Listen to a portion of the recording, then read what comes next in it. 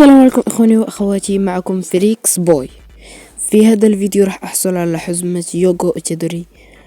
فقبل ما نبدأ لا تنسوا تضغطوا على زر اللايك. لا ما تضغطوا على زر اللايك، فجروا زر اللايك والاشتراك، لاني بشوف في الفترة الاخيرة الدعم ناقص، وبدنا اننا نوصل ل100 مشترك قبل وصولنا الى رمضان. فيلا نبدأ ناخذ الحزمة. دي هي اخر لفة. اوكي بيعملوا له تنبيه. والحين راح ناخذ الشخصية الأسطورية. بعد ما نتصور هذه الصورة نعمل مشاركة ونعمل حفظ بسرعة.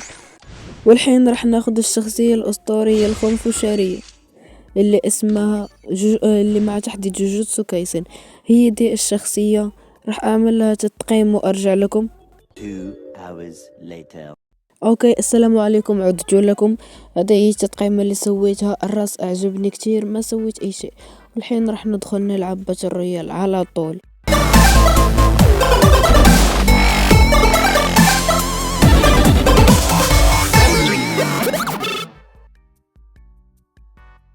راح ننزل في منطقتي المفضلة دي علشان البيك ما صرت انزل فيها كتير.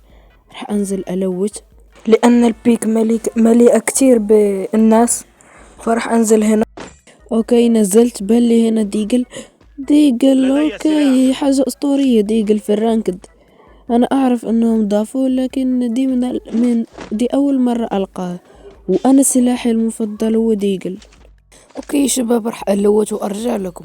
1 hour later. اوكي يا شباب، هذا هو اللوت اللي جمعته. ديجل ونقار وشجرة طويلة.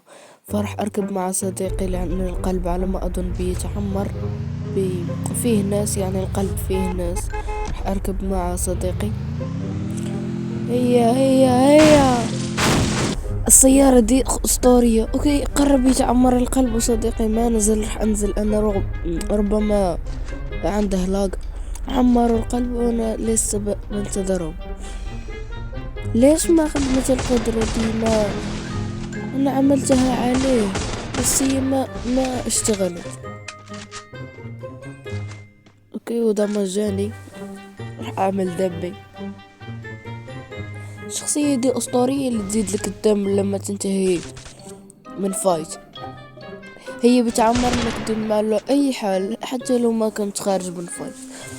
اوكي ده لازم اقتله او اعمل الشخصية استناها يعني تشتغل واعملها. اوكي راح احط الجين علشان ما انغدر.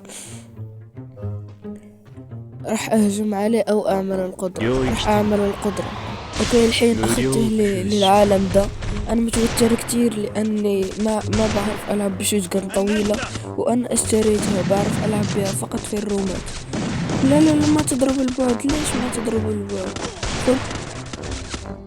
لا انهزمت. لا 2000 years later. عمل جيد. ارفعوا ايديكم. عمل جيد.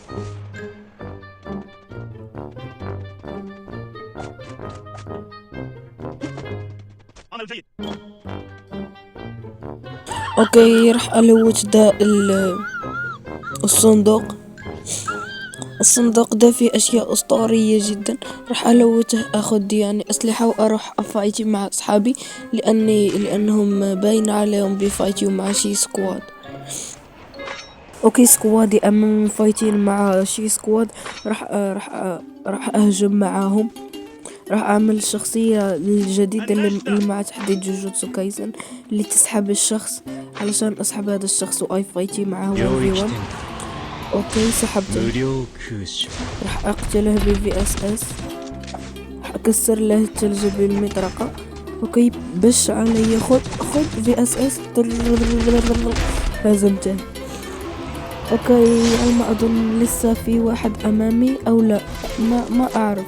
اوكي راح اعمل دمي واطور الخوذة اصلحها. والحين راح اشوف هل في احد امام قدام ولا لا ما في احد. هذا هو اللي قتلته. راح الوته وارجع لكم. 6 hours later. اوكي لوت اخذت EMP وده السلاح نسيت على اسمه.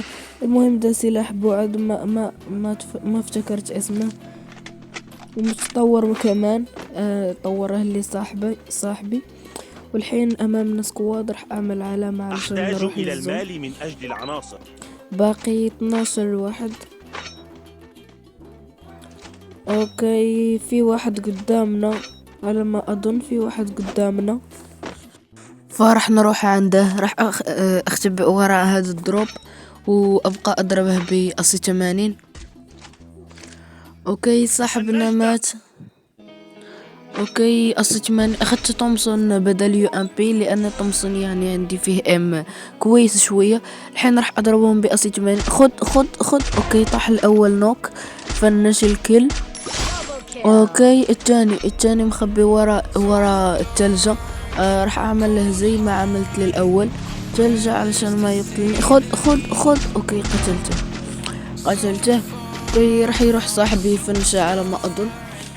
الحين راح نروح عند باقي ضدنا اخر سكواد. الحين راح نروح عند اخر سكواد باقي ضدنا، لان باقي 8. صديقي ميت. اوكي باقي ضدنا 1 وسكواد، والحين باقي ضدنا سكواد. هل بتظنوا راح نهزم هذه السكواد؟ لو تظنوا اننا راح نهزم هذه السكواد حطوا لايك واشتراك. واذا تظنوا اننا ما راح نهزم السكواد دي لا تحطوا اي شيء، ولا حطوا اشتراك، او ولا حطوا تعليق. حطوا تعليق شنو بتقترحوا هل راح نهزمهم او لا. اوكي الحين راح اخذه معي في العالم السفلي. اوكي راح اقتله باسهل سهولة مسهلة لان فيه دقة. راح اكسر له التلجة، او اكسر له التلجة. خذ هيد شوت 80. اوكي الحين راح اخرج احد قدامي تلجة. حط تلجة. اوكي الحين احسن. اوكي كما شفتوا طلقة راس. اوكي بويا سكوادي اسطورية. اوكي سكوادي اسطورية، وكان معكم فريكس بوي.